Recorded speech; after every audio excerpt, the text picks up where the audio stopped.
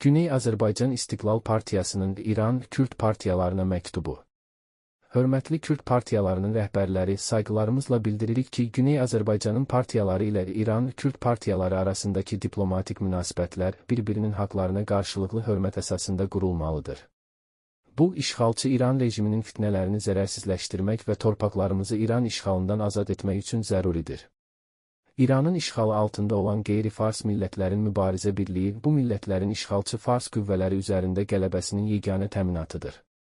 Buna görə də İran işğalçı rejimləri bu ehtimal olunan birliyin qarşısını almaq üçün müxtəlif üsullardan istifadə ediblər. Bu üsullardan biri də milli tərkibi dəyişdirmək üçün geniş miqyaslı köçürmələr həyata keçirmək və qarşıdurmalar yaratmaqdır. Pəhləvi və İran İslam Respublikası rejimləri tərəfindən iki tarixi dövrdə İraq kürdlərinin köçürülməsi və onların Güney Azərbaycanın qərb bölgəsində məqsədli şəkildə yerləşdirilməsi, türklərə qarşı alət kimi istifadə olunmaq məqsədi daşıyıb və bu proses bu gün də davam edir.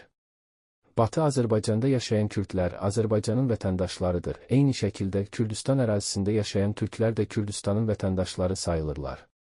Təəssüf ki, Kürd partiyaları digər partiyalardan daha çox İran işğalçı rejiminin fitnələrinə düşüblər və Əhvaz ilə Azərbaycanın torpaqları üzərində ərazi iddiaları irəli sürərək millətlər, xüsusilə türk və kürd millətləri arasında qarşıdurmalara səbəb olublar. Bu qarşıdurma yalnız işğalçı fars rejiminin xeyrinədir. 22 mart 2025 il tarixində Urmuda baş verən etirazlar, Kürd partiyalarının, xüsusilə Kürdistan Demokrat Partiyasının, KML, PCK və PKK-nın İran işğalçı rejiminin dəstəyi ilə bir neçə gün öncə Urmuda həyata keçirdikləri təxribat xarakterli fəaliyyətlərinə qarşı təbii bir cavab idi. Kürd partiyalarının İran işğalçı rejimi tərəfindən Sənəndəc və Mərivan kimi Kürdistan şəhərlərində, hətta Şimali İraqda belə sərt şəkildə təzyiqə məruz qalmasına baxmayaraq, Qərbi Azərbaycanda bu partiyaların rejimlə birlikdə Azərbaycan türklərinə qarşı fəaliyyət göstərməsinin şahidi oluruq. İran işğalçı rejimi niyə Kürdistan şəhərlərində Noruz bayramını qeyd etməyə icazə vermədi və təşkilatçıları sərt şəkildə cəzalandırdı, ancaq Qərbi Azərbaycanda, xüsusilə Urmiyada kürdlərə təkcə icazə verməklə kifayətlənmədi, hətta onların təhlükəsizliyini də təmin etdi. Nəticədə onlar sərbəst şəkildə Urmiya Kürdistandır şüarını səsləndirə və Kürdistan bayrağını qaldıra bildilər. Kürd partiyaları bu vəziyyətdən razı idilər, amma türklər bu ərazi iddialarına cavab olaraq etiraz etdikdə Kürd partiyaları vəziyyəti təhrif edərək türkləri İran rejiminin agentləri kimi təqdim etdilər. 22 mart 2025 il tarixində keçirilən etiraz aksiyası İran işğalçı rejiminin agentləri, o cümlədən Xəlilpur və Qazipur kimi şəxslər tərəfindən dini bir tədbir adı altında təşkil edilmişdi və Türkiyəyə qarşı yönəldilmək məqsədi daşıyırdı. Lakin Azərbaycan milli fəalları bu fitnəni anlayaraq onu zərərsizləşdirdi və etirazları düzgün istiqamətə yönləndirdi. Bu etirazlar zamanı İran işğalçı rejiminə qarşı şüarlar səsləndirilməklə yanaşı, Urmiya Kürdistandır iddiasına qarşı da qəti bir cavab verildi. Bura Azərbaycandır.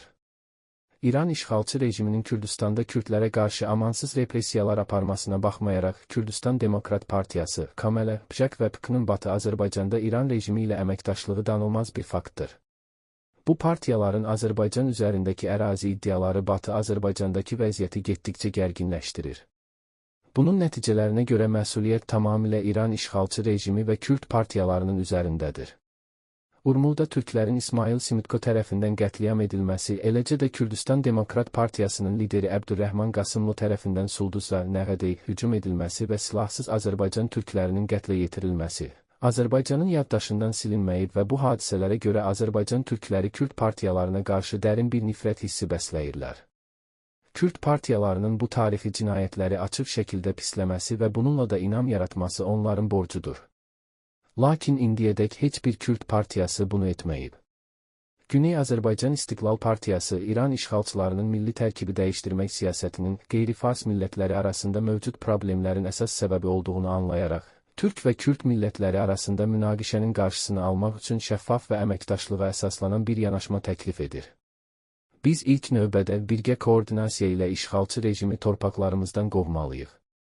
Daha sonra isə tarixi xəritələrə əsaslanaraq və sülh yolu ilə aparılan danışıqlar vasitəsilə sərhədlərimizi müəyyən etməliyik. Razılaşma üçün əsas kimi hazırki Qərbi Azərbaycan və Kürdistan vilayətlərinin coğrafi xəritəsi qəbul edilə bilər. Bu razılaşmaya əsasən heç bir Kürd partiyası Qərbi Azərbaycan vilayəti üzərində ərazi iddiasında ola bilməz, eyni şəkildə heç bir Azərbaycan partiyası da Kürdistan vilayəti üzərində iddia irəli sürə bilməz. Güney Azərbaycan İstiqlal Partiyası 28 mart 2025